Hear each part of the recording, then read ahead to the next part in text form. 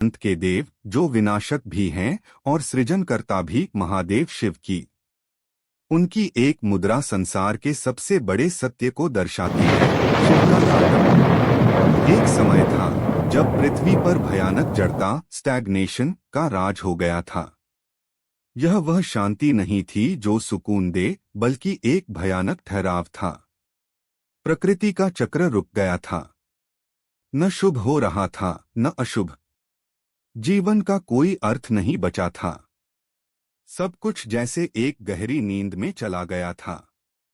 देवता चिंतित हुए और भगवान विष्णु के पास पहुंचे। विष्णु गहरी शांत आवाज में, इस जड़ता को तोड़ने के लिए शक्ति और लय की आवश्यकता है।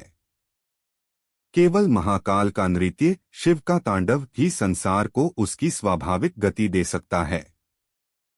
देवताओं ने मिलकर कैलाश पर्वत की ओर प्रस्थान किया, जहां भोलेनाथ अपनी समाधि में लीन थे। उनकी सच्ची प्रार्थना सुनकर महादेव ने अपनी आंखें खोलीं।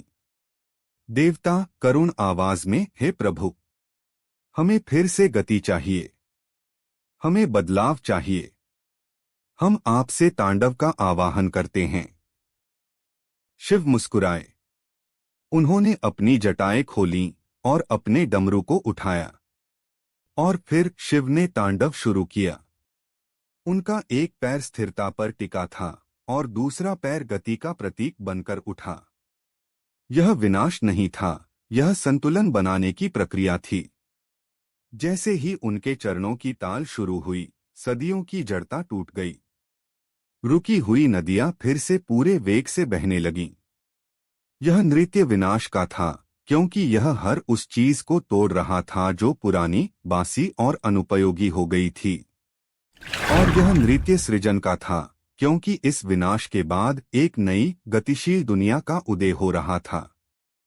शिव का तांडव केवल क्रोध नहीं था। यह था जीवन के दो ध्रुवों, स्थिरता और गति के बीच का अविनाशी नृत्य। उन्होंने आलस्य, अज्ञान और जड़ता के दानव को अपने पैरों के नीचे कुचल दिया। और इस तरह संसार फिर से जीवंत हो उठा था। देवताओं ने शिव का धन्यवाद किया और पूछा, हे महाकाल, इस तांडव सार क्या है? शिव शांत आवाज में, इसका अर्थ बदलाव है।